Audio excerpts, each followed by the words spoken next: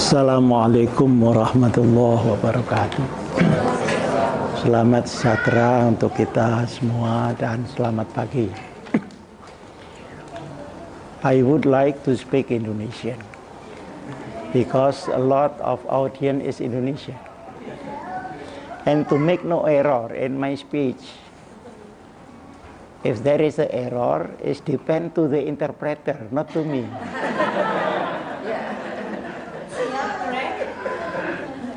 Especially for the deep meaning or the special terminology and also the meaning of the essence of my speech.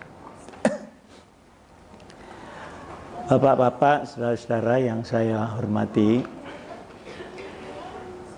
saya mengenal Gus Dur tahun 1979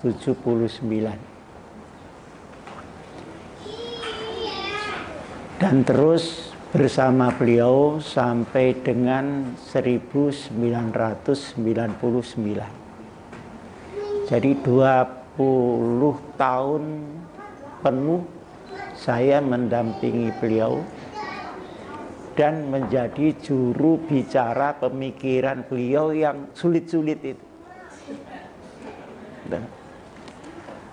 Ketika tahun 1979 beliau baru datang dari luar negeri, kemudian ketemu di muktamar NU di Semarang. Saya sudah ketua cabang NU dari Malang, beliau belum masuk NU. Jadi NU-nya saya lebih dulu dari NU-nya Gus Dur. Nah, mulai itu terus saya bersama beliau sampai 79 ketika beliau jadi presiden. Dan setelah jadi presiden, ada pembagian kerja, beliau yang memimpin politik dan saya yang memimpin Nahdlatul Ulama. Yang saya tahu dari Gus Dur ini berbeda dengan yang lain di dalam membawakan agama. Baik di dalam NU, di dalam umat Islam, di dalam Indonesia, dan di dunia. Beliau lebih mementingkan pendekatan yang filosofis. Jadi makna dari agama itu tidak sekedar teks agama. Yang kedua, pendekatan etis, di mana agama ditampilkan sebagai kesopanan universal.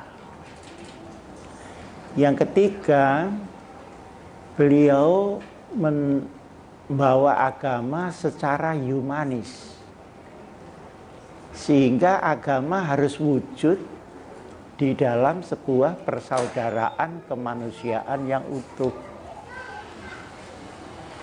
Nah, ketiga pendekatan ini mengalahkan pendekatan legal formal di dalam agama. Jadi tidak terlalu memikirkan ini halal atau haram, tapi yang sebaiknya untuk manusia seperti apa. Nah, lompatan-lompatan ini, pemikiran ini oleh Gus Dur disampaikan sedikit demi sedikit.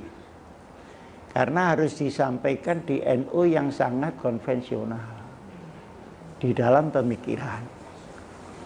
Nah, beliau selalu berceramah dengan saya dan saya harus menjelaskan lompatan-lompatan ini. Jadi ketika beliau mengajar agama Islam di gereja, itu ribut kiai-kiai. Dan yang dimarahi itu saya. Kamu dekat dengan Gus Dur kok tidak ngomong. Masa khutbah di gereja? Oh gitu. Marah itu semua. Saya tanya sama Gus Dur, Gus, sampean dimarahi sama kiai-kiai. Jawabnya Gus Dur, loh, saya di situ mengajar loh, saya enggak jadi murid di situ. Bener juga saya pikir. Akhirnya hal-hal semacam itu yang saya sampaikan ke kiai-kiai. Nah, pendekatan 3 ini menjadikan Gus Dur tidak bertumbuh kepada fikih agama, tapi bertumbuh kepada esensi agama itu.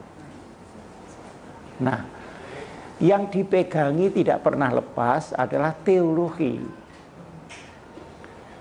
Teologi ini tidak dilepaskan sama sekali oleh Gus Dur. Tapi wujud dari teologi itu harus berupa humanitas, etika, dan filosofi daripada agama-agama. Menurut Gus Dur, agama-agama itu semuanya sama kecuali teologinya.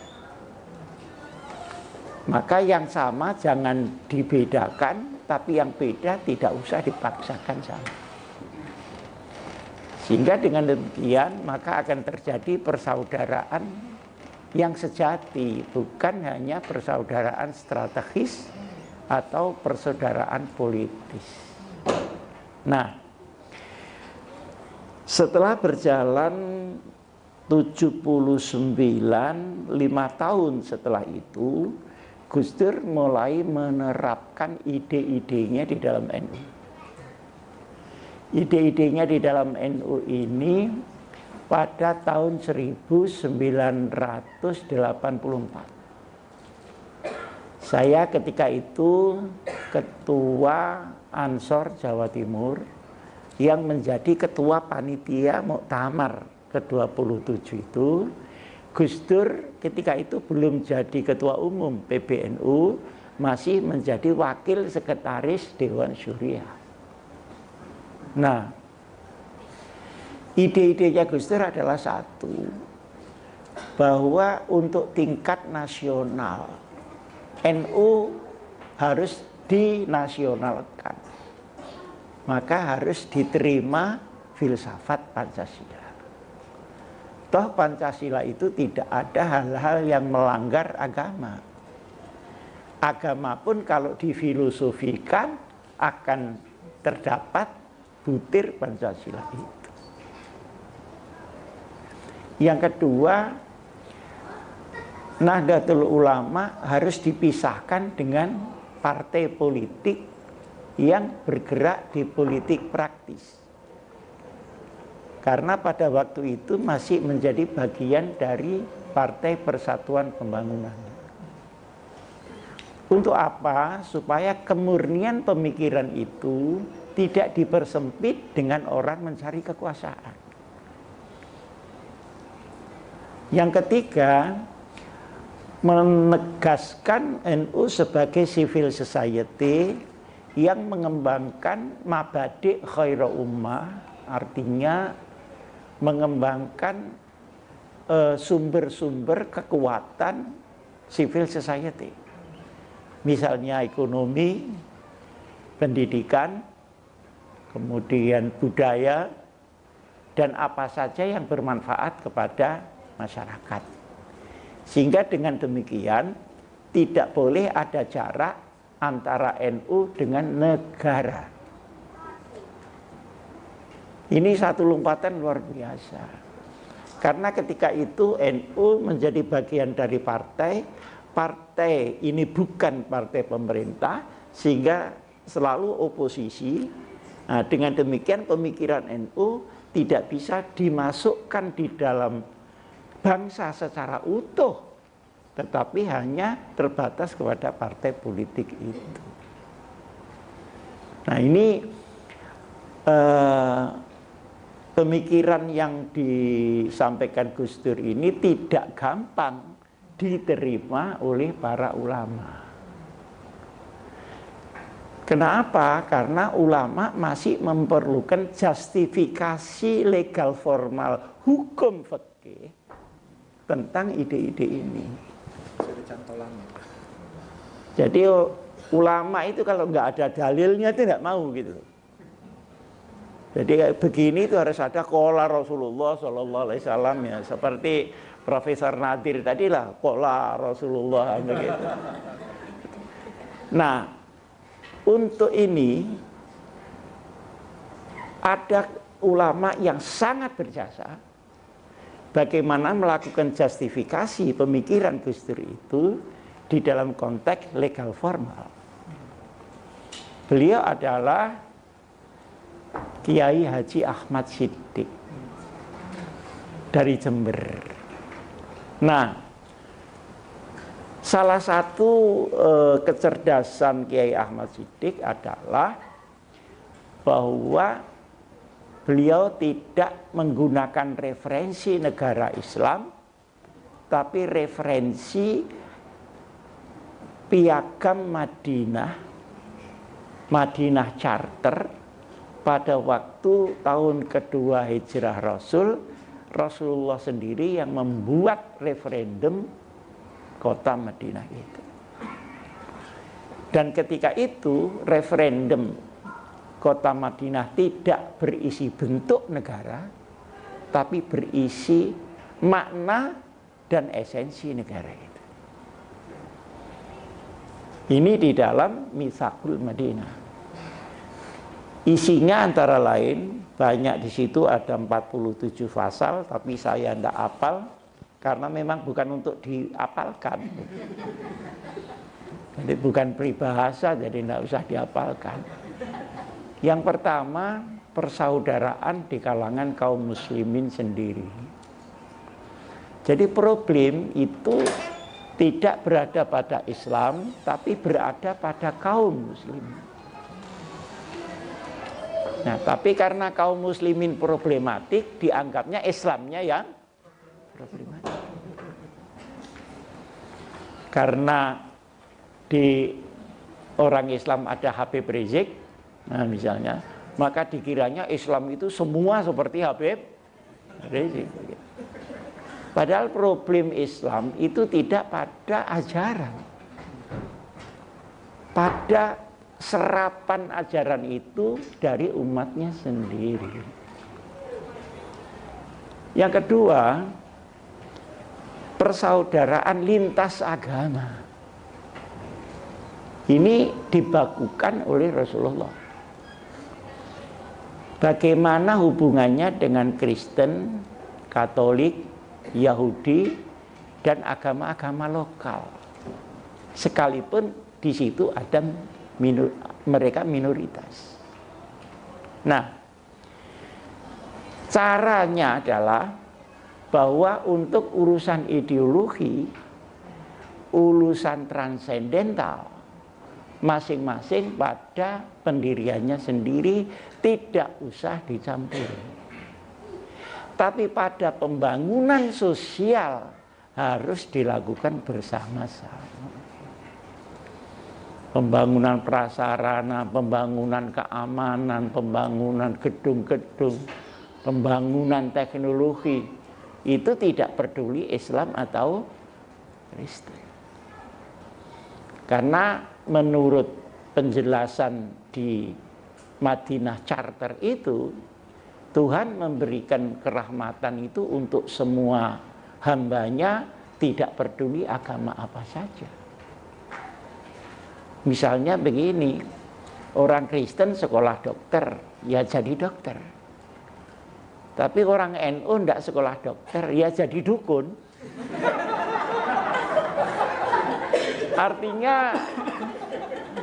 Artinya apa? Artinya bahwa ilmu kedokteran itu diberikan kepada semuanya. Nah, kalau diberikan oleh Allah semuanya, ada apa kita membatasi? Sesuatu yang tidak logis.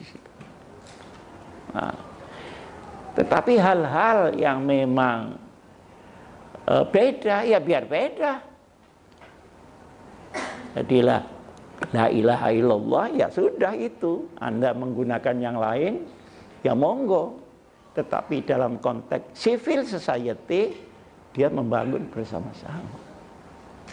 Itu yang menentukan itu Nabi Muhammad loh, bukan Muhammad belakangan ini. Berarti kan autentik itu. Itu autentik. Nah, kemudian hak-hak sipil diberikan kepada non-muslim penuh. Hak perlindungan, hak kesehatan, hak intelektual, kehormatan, hak warga negaranya. Misalnya kalau bahasa sekarang KTP-nya tidak ada masalah. Satu yang tidak boleh adalah merusak tata nilai daripada Islam itu sendiri. Dan untuk hukum diperlakukan sama. Kalau orang non-muslim bersalah di negara itu, maka dia dihukum sama dengan kalau orang muslim berbuat salah. Saya juga heran kenapa orang Islam gampang membunuh. Karena di negara yang Islam pun membunuh itu dia harus dihukum mati. Seandainya agama itu jalan. Sehingga Rasulullah menyampaikan semua harus sama di depan hukum, sekalipun anak saya. Sekalipun anak saya melanggar, dia harus dihukum. Nah, ini bedanya dengan di negeri kita. Siapa saja boleh dihukum kecuali anak saya. Nah, ini ada waktu masih ya? Takut Nah, kemudian jadi tidak ada masalah perbedaan ekonomi, perbedaan hak politik, perbedaan hak budaya. Ini yang diperjuangkan Gus Dur. Dan orang Islam kaget karena sudah terlanjur di Timur Tengah dikotak menurut bentuk negara Islam, bukan esensi daripada Islam. Bahkan di situ ada catatan banyak nilai-nilai Islami yang berada di negara non-Muslim dan banyak nilai-nilai yang tidak Islami berada di negara Islam. Saya kalau ke Jepang, ke Korea ini ukuran mesti persis, tidak mungkin memalsu. Timbangan, kualitas.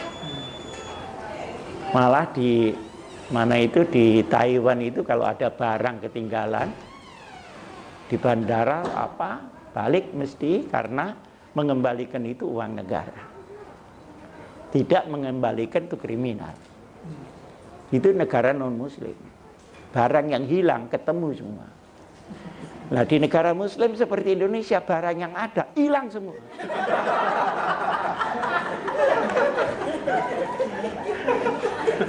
Saya ini selingan aja. Saya pernah diberitahu oleh ketua KPK.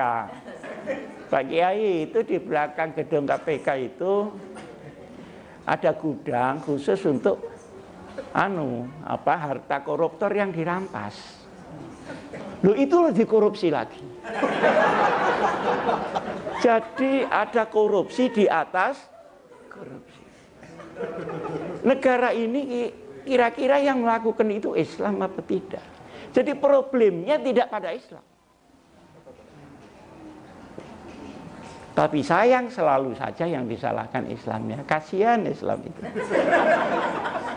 Nah, kemudian jadi tadi masalah hukum itu semua equal before law. Nah, yang selanjutnya keempat adalah penataan ekonomi. Penataan ekonomi itu yang diatur hanya pemerataan oleh negara. Dan yang kedua, kesempatan dan kualitas rakyat untuk mengambil rezeki itu. Negara berkewajiban untuk membuat pemerataan di dalam sistemnya. Kalau tidak, maka negara itu salah. Dan negara itu terancam kekacauan.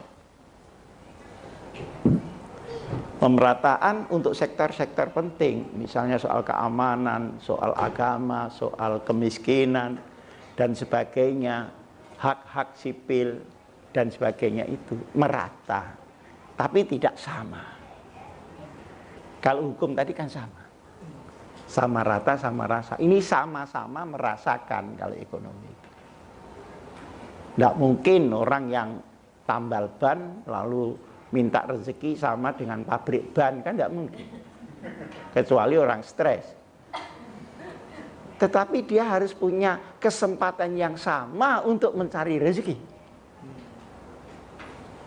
Halal,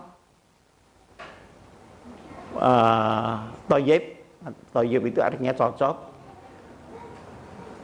Berkah, berkah artinya rezeki itu mengakibatkan keluhuran manusia, bukan mengakibatkan kemerosotan manusia. Ya itu saja, selebihnya mau dikasih nama apa silahkan. Tapi pokoknya ini rata. Nah, sekarang yang kita lihat adalah sentralisasi ekonomi, kapitalisasi ekonomi, atau orang tidak boleh berekonomi sama sekali. Sehingga sebetulnya Islam tidak menentukan nama daripada sebuah sistem ekonomi, tapi dia merata atau tidak merata. Yang paling menarik adalah yang kelima, adat istiadat, budaya, suku ini dipersilahkan berkembang selama tidak bertentangan dengan ideologi. Jadi tidak benar kalau Islam tidak bisa memasuki daerah budaya. Jadi kita bisa berbudaya apapun asal dia dalam kerangka ini. Karena ada budaya yang merontokkan martabat manusia. Saya sendiri secara pribadi mungkin berbeda dengan bapak-bapak. Saya seperti LGBT itu saya tidak setuju. Kok laki-laki mau kawin dengan laki-laki itu mau apa dia? Dia itu mau kawin apa mau olahraga? Nah, ini tentu tidak boleh. Kenapa? Karena ini dianggap menurunkan apa? Martabat itu sendiri. Jadi tidak ada sesuatu yang baik dilarang agama, itu tidak ada. Nah, seperti adat, istiadat, suku dan sebagainya semua dipersilahkan berkembang. Jadi di luar yang ditentukan itu diserahkan kepada budaya. Nah, oleh karenanya maka di dunia Islam ini ada kebingungan. Seakan-akan orang lain melihat Islam ini kok tidak toleran kepada budaya. Memang yang di Timur Tengah itu hanya menggunakan budaya dari negaranya. Nah, setelah Timur Tengah pindah ke Indonesia, nah, budayanya kan beda. Seperti di Arab, itu kalau dipegang kepalanya begini kan sopan saja. Dipegang janggutnya malah itu cinta kasih, ya, gitu. Tapi kalau diceblek pantatnya marah dia, karena onderdilnya ada di situ. Satu contoh begitu. Lalu di sini orang menghargai leluhur di Indonesia, di sana tidak, dan sebagainya dan sebagainya. Kadang-kadang yang membuat radikal dan ekstremis itu adalah perbedaan budaya yang seharusnya diakomodasi menjadi bagian yang diharamkan kemudian dihadapkan kepada agama, maka terjadilah pengkafiran dan sebagainya dan sebagainya. Padahal aslinya tidak begitu. Nah, kemudian nasionalisme juga dibangun. Jadi seluruh agama-agama yang ada di Madinah, kalau Madinah diserang, maka dia harus membela secara bersama-sama. Dan perang di dalam Islam itu ada aturannya. Perang itu hanya kalau diperangi. Kalau tidak, dia tidak bisa mengambil inisiatif untuk perang. Oleh karenanya perang pada zaman Rasulullah itu selalu di dekat Madinah, tidak Mekah. Karena Mekah tempatnya musuhnya Rasulullah. Dan mesti dihadapi di luar kota, supaya tidak ada destruksi di dalam kota. Jadi begini ini sudah tertata secara rapi. Jadi ada nasionalisme di situ. Jadi kalau Indonesia merdeka dibela oleh Islam, oleh Kristen, oleh Hindu, itu sudah benar. Dan nasionalisme ini menurut ini Mitsaqul Madinah adalah kecintaan untuk membangun Madinah itu tanpa dia eksklusif terhadap negara yang lain. Karena eksklusif itu tidak mungkin. Dan Islam itu rahmatan lil alamin, bukan rahmatan li Saudiyin. Nah ini semuanya kadang-kadang klaim-klaim itu salah. Karena Islam itu datang di Saudi, dikiranya untuk orang Saudi saja. Padahal ini rahmat untuk seluruh alam. Bahkan yang non-muslim juga akan terlindungi ketika Islam itu etis seperti yang tadi disebutkan oleh Gus Dur, filosofis, kemudian humanis. Dia akan mendapatkan perlindungan dari tegaknya syariat ini. Nah, minoritas selalu dilindungi. Nah ini juga Gus Dur di mana-mana minoritas. Tapi minoritas ini yang dimaksud orang yang lemah karena jumlahnya sedikit.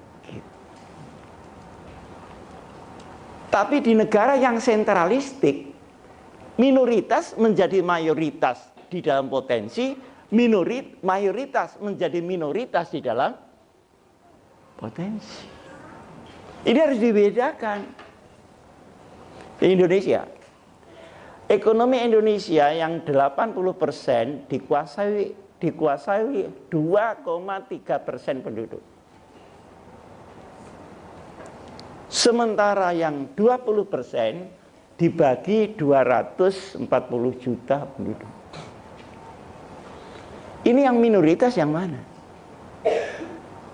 Minoritas dalam jumlah ataukah minoritas dalam potensi? Nah, kalau minoritas dalam potensi dia harus diratakan itu. Nah, kalau dia minoritas tapi mayoritas di dalam potensi, dia juga tidak boleh mengambil begitu saja seluruh kekuatan resources daripada negara itu. Ini sudah sangat gamblang ini. Dan kelihatannya Gus Dur berangkatnya dari situ, tapi nggak pakai dalil gitu loh ya. Karena Gus Dur itu kan nggak suka pakai dalil itu. Gus sampean kok nggak pernah dalil, seperti orang Arab saja gitu. Orang Arab itu kalau ngomong-ngomongan tuh dalil aja Bu. Nah dikiranya oleh orang Indonesia bahasa Arab itu dapat pahala, lah ini repotnya.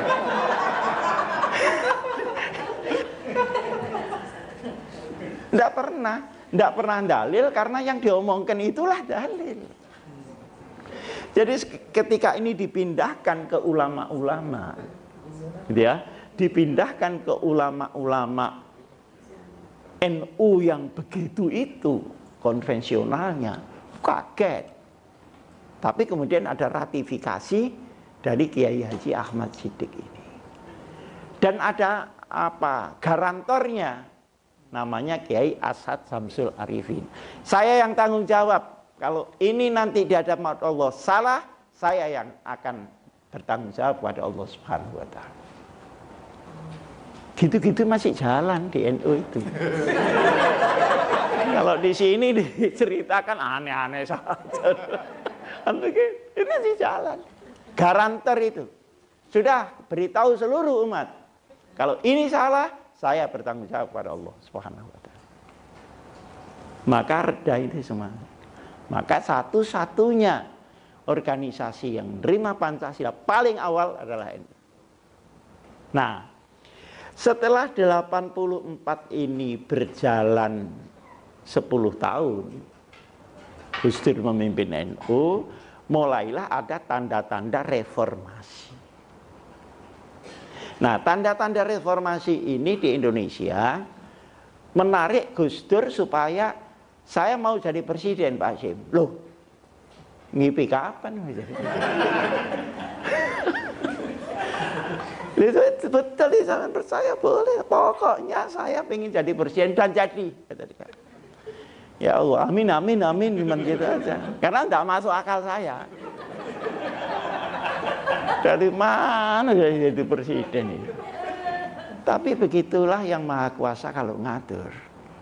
Begitu ada konflik antara kanan dan kiri yang keras, maka moderasi Gus Dur ini yang dipakai. Di samping beliau melakukan demokratisasi tanpa mengenal takut. Karena itu perpindahan dari rezim militer ke rezim sipil. Siapa yang berani berada di depan? Dulu itu sangat takut sama militer dulu, tapi sekarang militernya yang takut. Itulah dunia. Dulu itu kalau orang takut, zaman Pak Harto itu, rumahnya ditulisi keluarga ABRI. Bener enggak? Kalau iya stiker, kalau enggak ada keluarga ABRI ya paling tidak tetangga ABRI. Tenjen, tetangga jenderal. Begitu. Tapi demikianlah dunia ini berputar. Sekarang selama 16 tahun posisi militer ini belum dioptimalkan fungsinya. Itu juga masalah nanti di belakang hari. Jadi perlu ada proporsionalisasi potensi-potensi yang ada di sebuah negara. Nah, akhirnya jadi presiden. Nah, setelah jadi presiden, saya itu tanya, Gus, untuk apa bikin partai?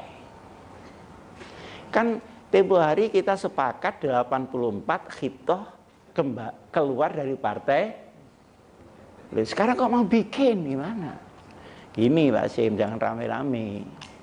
Ini negara ini mau kalah ini. Akan diganti reformasi yang sipil dan itu pilarnya nanti partai. Nah, kalau kita tidak ada di situ, kita tidak terwakili. Nah, terus bagaimana hubungannya dengan kita? Ya sendiri-sendiri. Yang partai boleh orang NU, tapi pakai mindset partai. Yang di NU tetap pakai mindset NU tadi. Benar itu, saya bilang gitu. Iya. Nah, sekarang gini aja, Gus Dur milih mana? Gini Pak Sim, saya akan mimpin partai karena saya mau jadi presiden. Lalu saya bagian apa? NU saja sampai ini. Maka akhirnya janjian. Ya sudah, saya tidak akan masuk jadi pengurus PKB. Tapi sampean juga tidak usah masuk jadi pengurus NU. Salaman. Nah, mulai itu karena beliau jadi presiden yang ngerubung kan banyak. Ini sudah ganti orang sudah. Saya sudah lillahi ta'ala aja. Jalan jarang ketemu sudah. Gitu. Karena kalau ketemu Gus Dur ketika itu sudah tidak ngomong NU, nggak ngomong PKB, ngomong proyek aja di mana-mana. Sebagai mestinya seorang penguasa. Nah, jadi posisi NU ini banyak sekali yang dibangun oleh Gus Dur. Tapi tidak semua. Ketika Gus Dur akan jadi presiden, beliau tidak hanya mempunyai pemikiran, tapi mempunyai strategi untuk jadi presiden itu. Nah, seorang yang ingin jadi presiden, dia harus mempunyai jaringan internasional yang luar biasa kuatnya. Nah, jaringan internasional itu sebetulnya itu masalah strategis dan masalah taktis, bukan masalah pemikiran. Jadi kalau kemudian ikut yayasan Simon Peirce, saya suruh ngantarkan ke Vatikan, tidak tahu berapa kali, udah lupa. Itu semuanya strategi. Nah, anak-anak yang Gus Durian ini tidak bisa membedakan karena tidak bareng. Dikiranya itu juga ajarannya Gus Dur. Nah, hebatnya Gus Durian ini lebih Gus Dur dari Gus Durnya sendiri.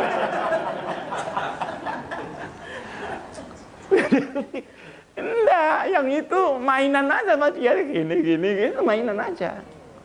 Nah, di samping karena humanitasnya, banyak orang lain yang menulis tentang Gus Dur.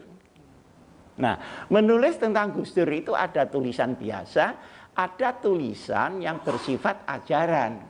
Lalu tulisan orang lain itu yang belum tentu cocok dengan pemikiran Gus Dur dianggap inilah Gus Dur, inilah Islam yang benar. Padahal ditulis oleh orang yang belum mengerti Islam. Nah, ini semua harus dipilah kan gitu. Harus dipilah. Tetapi yang terang, humanitas, filosofis, etis, ini menjadi pijakan Gus Dur melebihi pemikiran legal formal. Misalnya contohnya gini, Pak Sim, orang zakat itu kan maksudnya kan semua biar dapat rezeki lumayan. Ya. Nah kalau semua sudah dapat lumayan, masa perlu zakat lagi?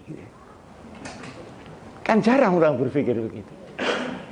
Nah sekarang ini orang ribut zakat tapi miskin semua. Sehingga waktu ada seminar tentang zakat, yang datang itu penerima zakat semua.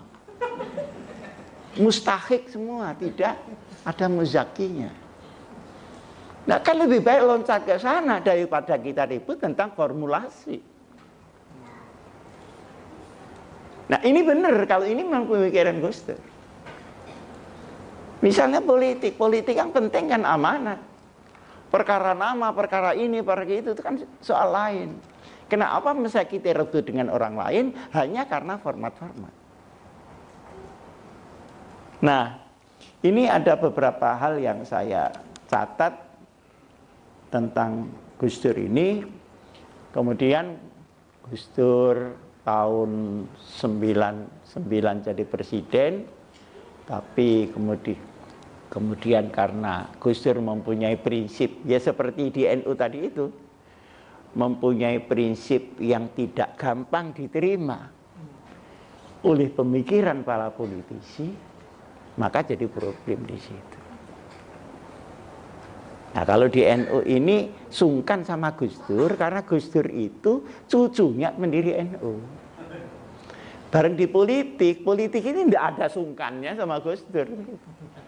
Karena ini masalah kekuasaan. Maka terjadilah pemakzulan itu tadi.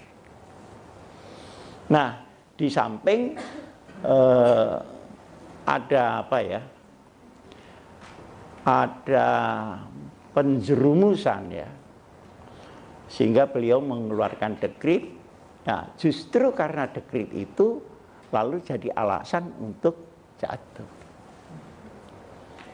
Nah, sehingga disinilah pentingnya seorang pemimpin itu pada lingkungan siapa yang membantunya. Karena jatuh atau martabat pemimpin itu mesti akan bermula dari pembantu dekatnya. Tidak mungkin orang jauh akan menjerumuskan, kan nggak nyampe tangannya. Kan yang dekat-dekat ini, yang sulit dibedakan mana ngerangkul dan mana meeting. Kalau di Sing Seti kan meeting. Nah, kemudian ganti reformasi. Ganti reformasi itu yang menjadi problem sekaligus juga prestasi adalah amandemen. Amandemen ini ada dua alternatif ketika itu. Indonesia ini milih mana? Demokrasi apa welfare? Kalau Malaysia, Singapura memilih welfare. Karena dengan kesejahteraan demokrasi akan tumbuh. Indonesia memilih demokrasi. Kenapa? Terlalu lama ditekan itu loh, 30 tahun itu. Kan kepingin dia bebas sebebasnya. Akhirnya memilih demokrasi bukan welfare. Pada proses reformasi ini tadi. Nah, ketika ini dimulai, ternyata arus demokrasi itu melampaui kemampuan pemikiran demokrasi rakyat awam ini. Jadi ada overdosis di situ, sehingga di dalam Undang-Undang Dasar banyak titik-titik yang asalnya menjamin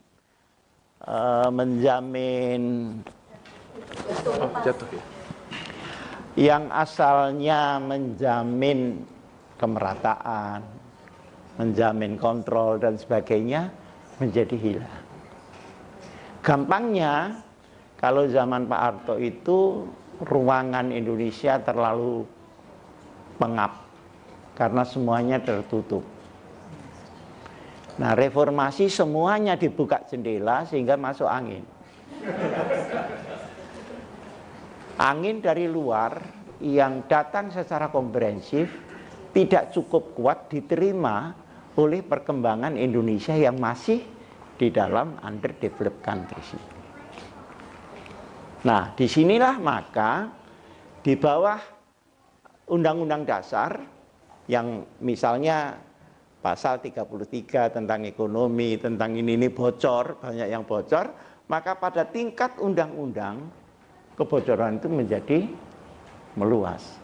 Pada tingkat aturan perundangan yang lebih bawah lagi, dia akan menjadi meluas lagi. Belum lagi kebiasaan penyelenggara negara yang kadang-kadang karena putarannya terlalu pendek, maka dia akan memanfaatkan waktu pendek itu untuk mengembalikan ongkos-ongkos ketika dia mau menjabat atau untuk menjabat kembali. Maka produktivitas ini menjadi milik pengusaha, bukan milik negara. Nah, ini semua problem. Sehingga karena ini sudah berjalan selama 16 tahun, TNI juga belum optimal difungsikan, lebih banyak diberikan kepada polisi. Kemudian partai-partai itu rekrutmennya juga tidak ada standarisasi. Padahal mereka lah yang mengisi parlemen.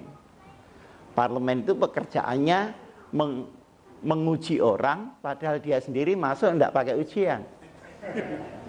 Fit and proper test terus kerjaannya, tapi dia sendiri tidak pernah masuk dengan fit and proper test. Proses masuknya cukup dengan manuver-manuver dan sebagainya, bukan pada standarisasi loyalitas, ideologi dan sebagainya. Nah, ini kemudian terjadilah hal-hal seperti sekarang ini.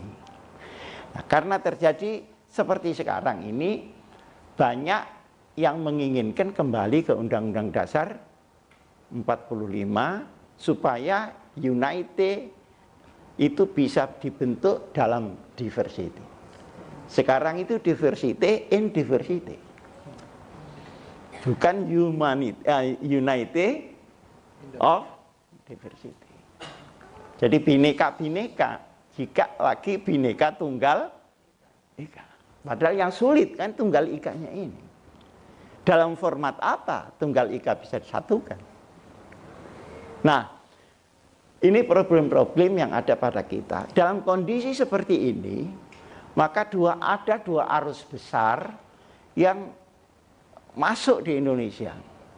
Arus radikalisme plus terorisme kanan yang berwatak agama, dan masuk liberalisasi baik liberalisasi pemikiran, liberalisasi agama, liberalisasi hukum, liberalisasi ekonomi, liberalisasi budaya yang masuk secara bersama-sama dan ini berhadapan-hadapan.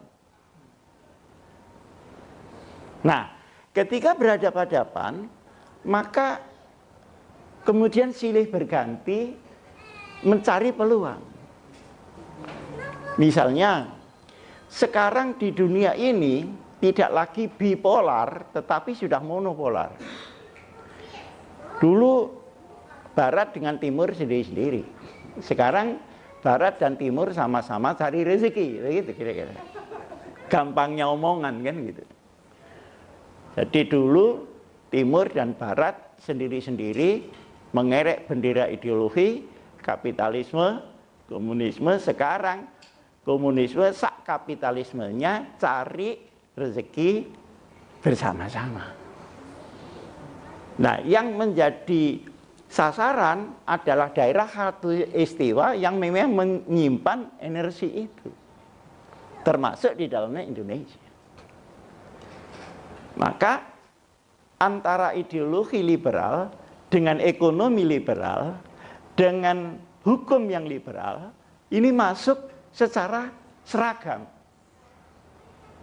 Saya akan mengambil contoh bagaimana seorang bisa menguasai di Indonesia 2 juta hektar satu orang tanah.